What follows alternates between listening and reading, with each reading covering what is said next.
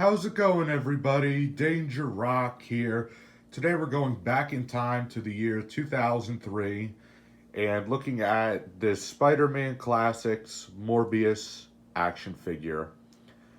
This is a really nice action figure of Morbius. I actually really like the detail on this guy to this day, and he's a really old figure now. So what we're going to be doing today is taking a closer look at him and comparing him to another Morbius figure that I have. First off, taking a look at the figure, I feel like Toybiz completely killed it with this head sculpt. I feel like they really had the molds and the body and the tools to work with at the time. Like, what's really cool is I like the way they made him look so menacing by giving him his red eyes and everything. And if we look at his teeth, it's a really nice head sculpt. And if we look at his hair right here, what's really cool is right here you could see his ear, and on the other side you could see his ear coming out right out of his hair. So that's really nice. Something that always stood out to me about this figure is his cape. Now, of course, he did have a little play feature on the back here, which you push this lever, I guess his arms would just move and stuff. It's not exactly quite doing it anymore because this figure's really old. But if you look at all the holes in this cape and the wrinkles, I feel like it looks really realistic. I really like that. And if we look at his hands and we look at his fingernails, you know, just look at his really long, like clawish fingernails. So that's really cool. One thing I feel like this figure does really well with is this black, white, and silver texture. And I really like that his cape right here, they use like a burgundy red, and the back of it is black, which is really comic accurate. So I really like that about the figure. He's actually a decent size. For a little while, I had a hard time posing him on my shelf, you know, because of this big cape he has.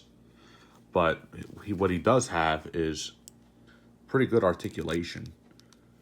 What's cool is that his face is actually rubber, so you can't really rotate his head at all, which is a bummer.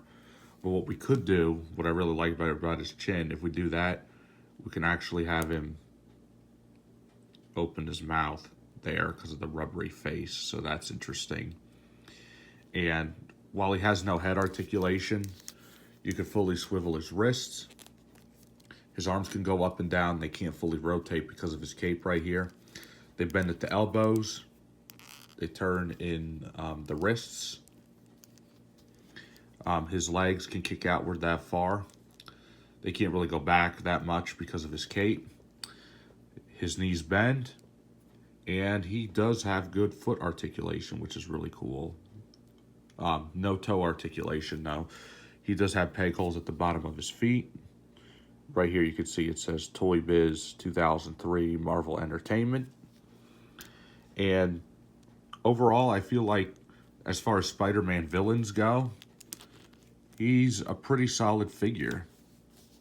I like that when he stands, he's actually balanced pretty well. So that's really cool. So what we're going to do now is set him aside and bring in the Hasbro Morbius figure. Now, this figure is actually good as well, but I do like that one over there a lot more, and I'll explain why. This came out in the, I think it was the Venom Pool Build-A-Figure wave, I think, and he does have some really cool detail that that one over there doesn't have. Like if we look at his shirt right here, you could see there's got a zipper right there, buttons right there, and his belt right here. And I feel like he's a lot more of a slimmer figure, and he's tapered down. He does have better articulation. You can actually move his head and rotate it a full 360. His face sculpt is still pretty good. He has ankle articulation. He has calf rotation. He has a bit of an ab crunch right there, and it could go that far back. and his cape isn't as big as that guy right there.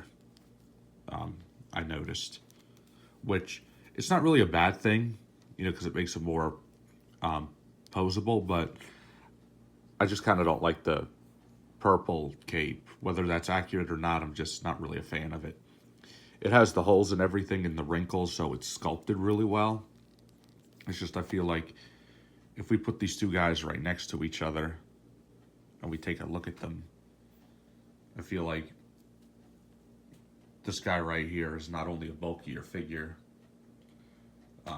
When I look at my shelf, my eyes just go to this guy right here. So they're both good in a sense. I'm sure there are other versions of Morbius that I actually don't have here. I just I decided to buy the ones that stood out more to me. But this is still a pretty good figure.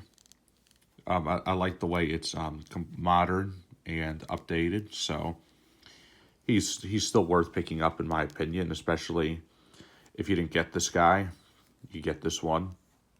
I'm sure Hasbro will come out with more of these guys at some point.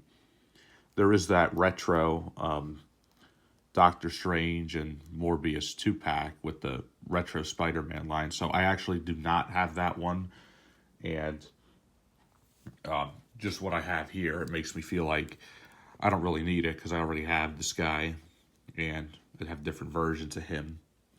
So this is my favorite figure of the character.